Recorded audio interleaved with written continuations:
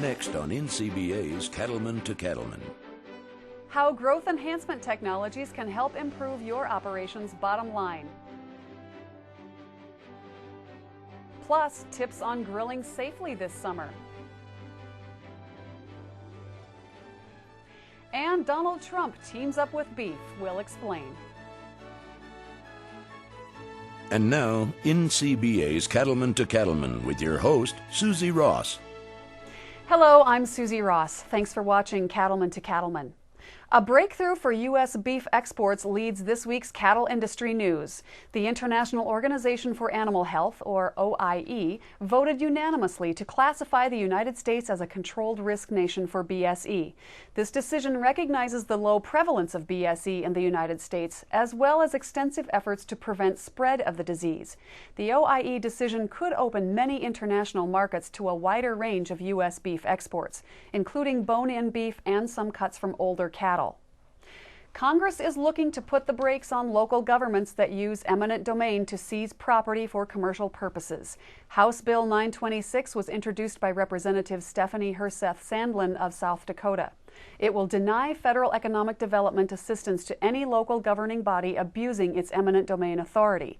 NCBA strongly supports the bill, which is necessary because of a 2005 Supreme Court decision that threatens the rights of property owners. The House Agriculture Committee unanimously approved the bill, sending it on to the full House. Meanwhile, many state legislatures are also tackling this issue head-on. Montana is the latest state to impose new limits on eminent domain authority. The Montana bill specifically prohibits acquisition of property by eminent domain for the purpose of generating more tax revenue. Cattle prices tend to soften as we head into summer, so what are experts predicting this year? We have more in this week's Market Watch. Market Watch, brought to you by Pfizer Animal Health. Joining us again is Andy Gottschalk of R.J. O'Brien and Associates. Welcome, Andy. Thanks for the opportunity to be here. We love having you. We're heading into the summer season, and beef prices typically go into a seasonal decline. Is that what you're expecting to happen in the next few weeks? We do expect a seasonal decline to develop.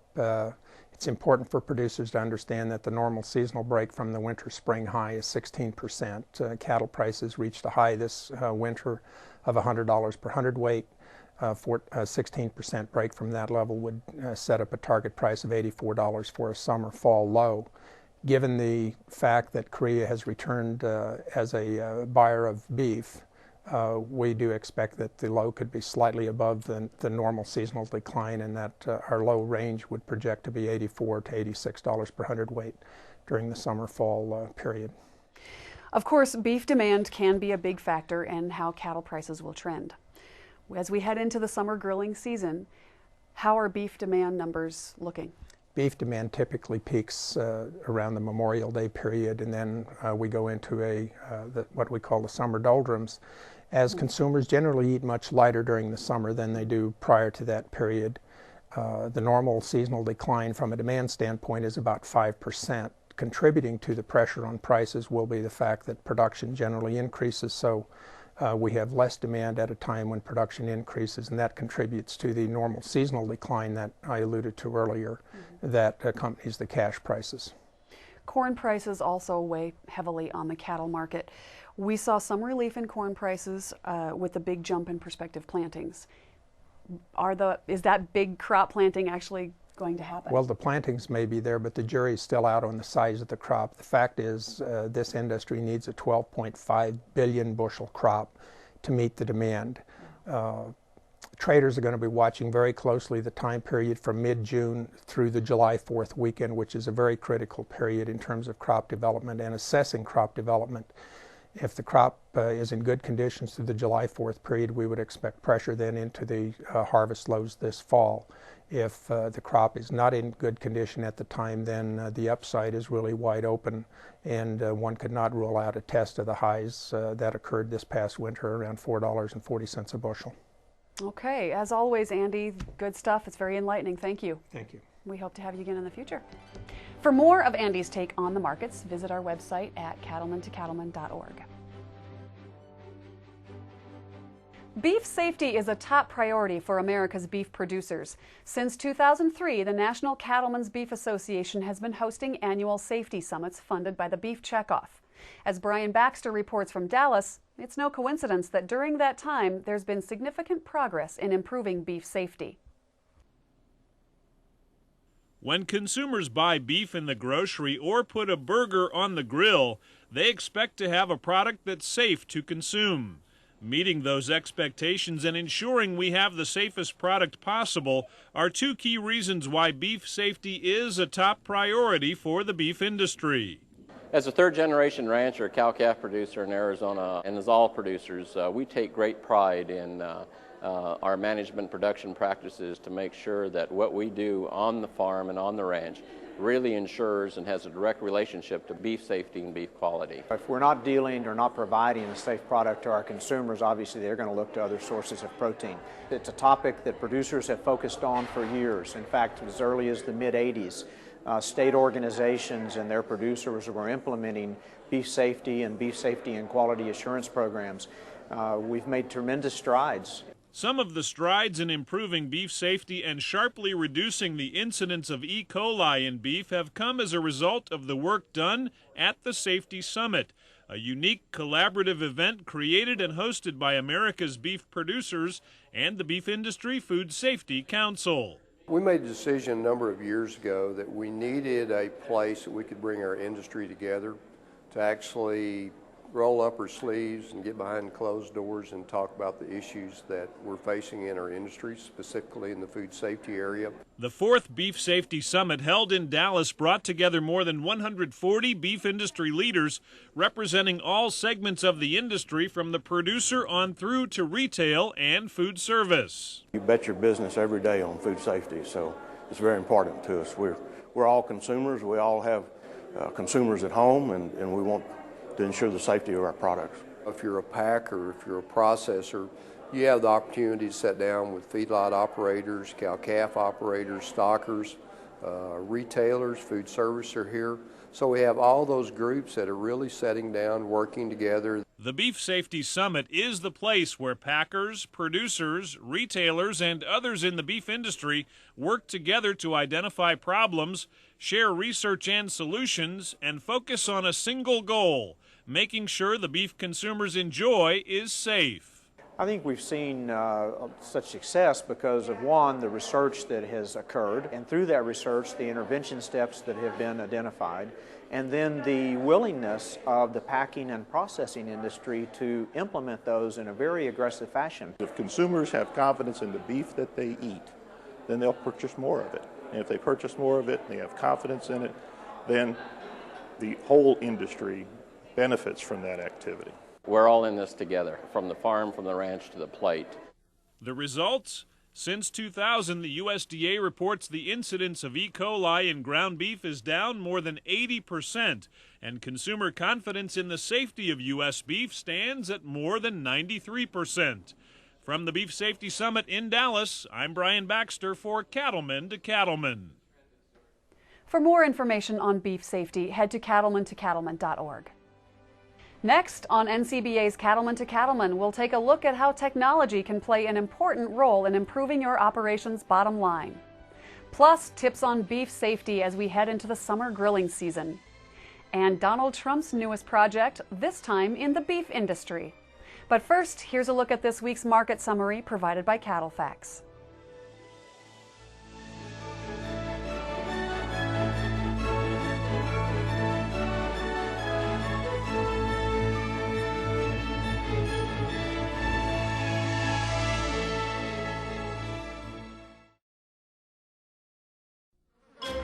I was just about to land on a fresh pile of manure when I was strangely attracted to this stuff on the wall. Quick Bait Spot Spray.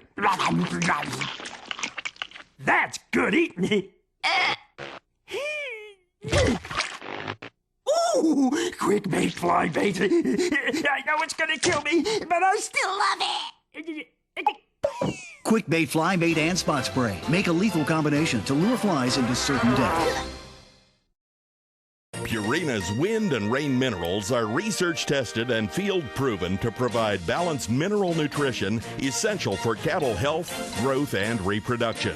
They're highly palatable so cattle consume what they need when they need it. And Wind and Rain mineral special formulation resists the elements so they won't blow out of the feeder and maintain their palatability even if they've been wet.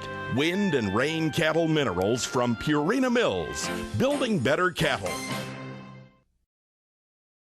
In 1874, an innovation changed the beef industry forever. It was called barbed wire, and it brought an end to open range grazing and began a whole new era of cattle management. Today, there's another breakthrough innovation changing the beef industry. It's called Draxxin, and it's one more way Pfizer Animal Health is working with veterinarians and cattlemen to open up a whole new era in animal health. To learn more about Draxxin, talk to your veterinarian.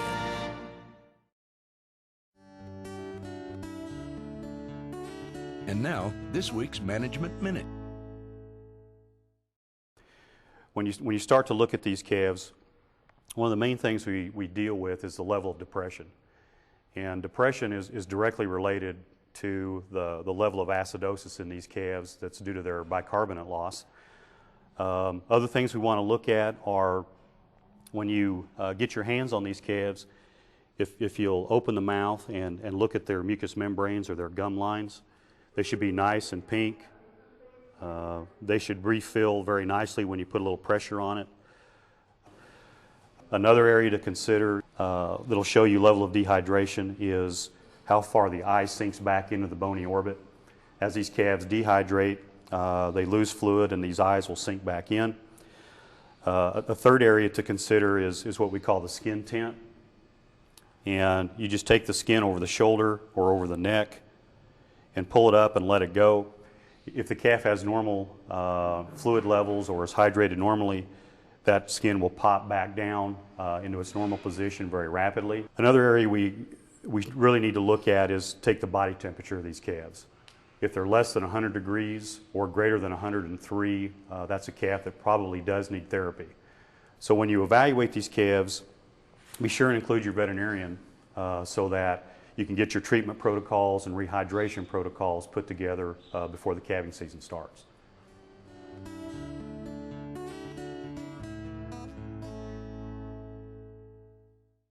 Like what you see on NCBA's Cattleman to Cattleman? Want to learn more? Become an NCBA member today and receive the National Cattleman Magazine and the Beef Business Bulletin for the latest industry news and innovations. Call 1-866-USA-BEEF or visit beefusa.org. NCBA's Cattleman to Cattleman, a television show by cattlemen for cattlemen. Welcome back to Cattleman to Cattleman. With so many changes in today's marketplace, it's important to learn the right way to manage growth enhancement use to improve your operations bottom line. Let's head to Iowa, where experts Daryl Strobene and John Lawrence have more. Yeah, it'll get some hot weather. It'll have more grass than we know what to do with. Yeah, I think that'd be the case. You know, John, this morning you made a presentation to the industry in relationship to analyzing the costs and benefits of the feed technologies as well as pharmaceutical technologies.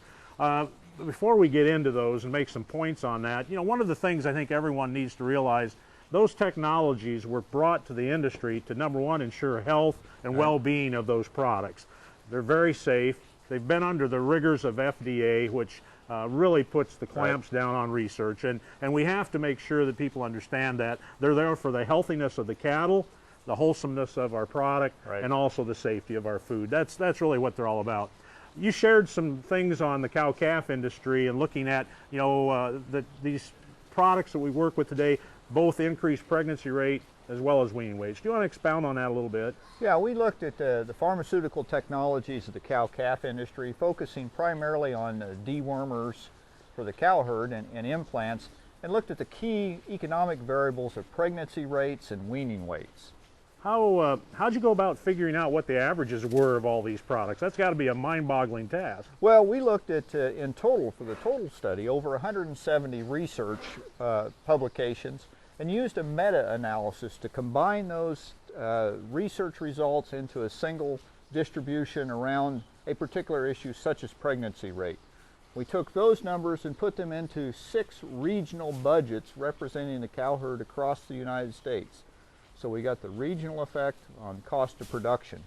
Okay, you know, that sounds pretty good. What did you find out in relationship to if these products that we have out there, that if they're not available, what impacts are they going to have? Well, a significant impact on the productivity. The dewormers had a 24% increase in pregnancy rate when the wormers were used versus not used.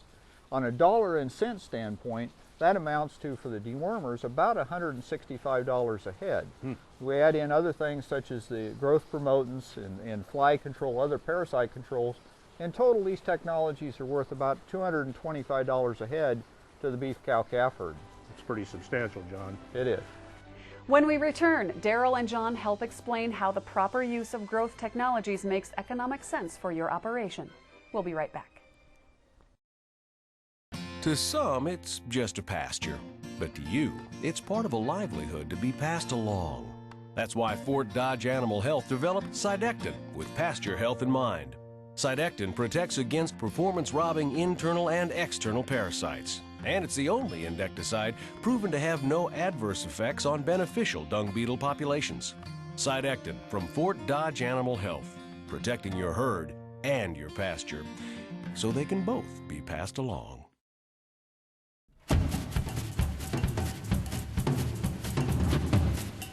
From fresh tomatoes to potatoes and chicken to beef, we're as picky about our quality ingredients as you are.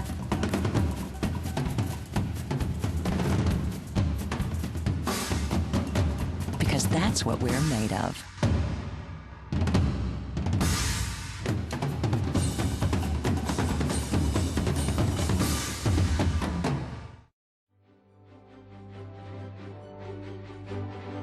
NCBA's Cattleman to Cattleman, a television show by cattlemen for cattlemen.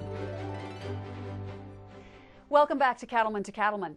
Let's head back out to Iowa, where our experts have more on the economic benefits of growth enhancements. You also covered the stocker side of things. You know, as we look at the vet and health practices area, typically, as I think of things, we're running about $10 a head on cost.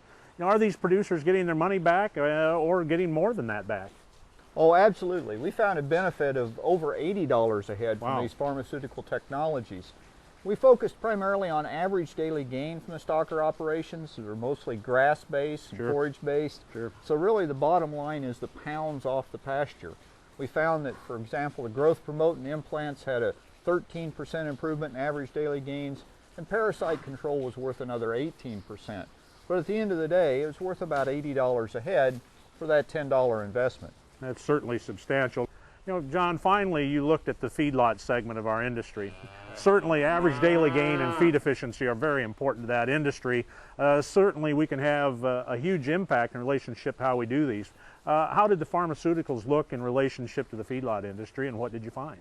Well, we looked, again, across 5 or 6 different pharmaceutical technologies. If we look just at the growth promoting implants and the beta agonists, we saw an increase in average daily gain of 28% across all these research trials, and feed to gain decreased by 20%. So a significant impact from these technologies. We're having quite a change in feed costs that are happening here in the last few months.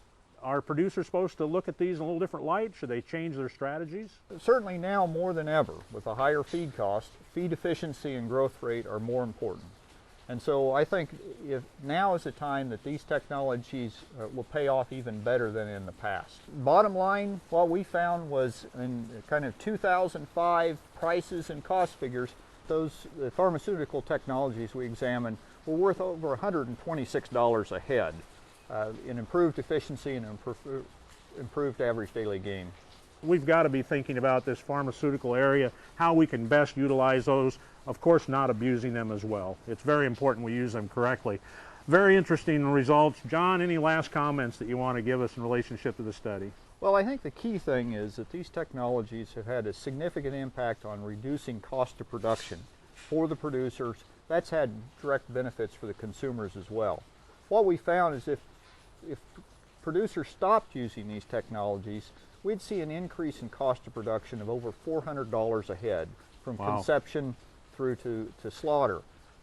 With that, we would see a reduced cattle inventory, cattle slaughter would decline, U.S. production would decline, and consumers would reduce consumption somewhat, but imports would increase as other countries would step in to fill the void. But the bottom line is consumers would eat less beef at a higher price, producers would have higher costs, and profits would go down. For more information on growth enhancement technologies, head to our website at cattlemantocattleman.org. We'll have some summer grilling tips coming up. Plus, we'll take a look at why Donald Trump is one of beef's newest spokespersons. Treat yourself to the very, very best life has to offer. We'll be right back. Agriculture is a small portion of the population now, and if we're not working together, we're not going to get anywhere. As our family, we cannot be in Washington, D.C. all the time, and I just couldn't live without NCBA representing. They're looking out for our interests. They're there fighting for us every day. If you got 1 cow or 2 cows or 100 cows, you need to be a member. I'm a member of the NCBA because a long time ago, 35 years ago, I felt that I needed to know more of what my industry is doing. So I got started at the county level. If you're in the cattle industry, now's the time to join and let your voice be heard loud and clear. You need NCBA working for you, and NCBA needs you. It's easy to join. Just call, get online, or talk with your state affiliate and sign up today.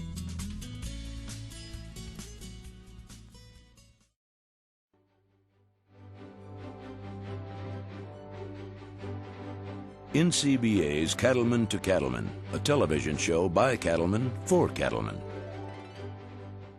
Welcome back. Grilling is a great way to spend a summer afternoon with family and friends in the backyard. Here's some tips on how to make sure your cookout goes according to plan. Hey you guys, the grill is ready. Warm weather means dining al fresco. Great food and safe grilling start to finish. Here are some safety tips. At the supermarket, purchase meat last and refrigerate or freeze it immediately upon arriving home. Always marinate meats and poultry in the refrigerator. Marinating at room temperature is the ideal environment to encourage bacterial growth. When grilling, use an instant read thermometer and insert it horizontally to check the temperature. Burgers should be cooked to a minimum of 160 degrees and steaks to 145 degrees. Turn steaks with tongs. Turn beef patties with a spatula, and do not flatten them to prevent loss of flavorful juices. Always place grilled foods on clean platters. Oh, I have a steak, it's wonderful. Oh boy. Spritz. There you go. Leftovers should be refrigerated promptly after dining. These simple tips will ensure a delicious and safe cookout. For great beef recipes, head to beefitswhatsfordinner.com. Beef has a new spokesperson. It's Donald Trump. If you like your steak, you'll absolutely love Trump Steaks. Treat yourself to the very, very best life has to offer. The Donald has teamed up with the Sharper Image and Certified Angus Beef Brand Prime for his latest product, Trump Steaks. The Donald says the steaks make a great gift, and his package deals feature some of his favorite cuts, like the porterhouse and filet mignon. Trump Steaks are only available through the Sharper Image. We're starting to see more signs of spring around the country and have highlights in this week's Legacy Photos.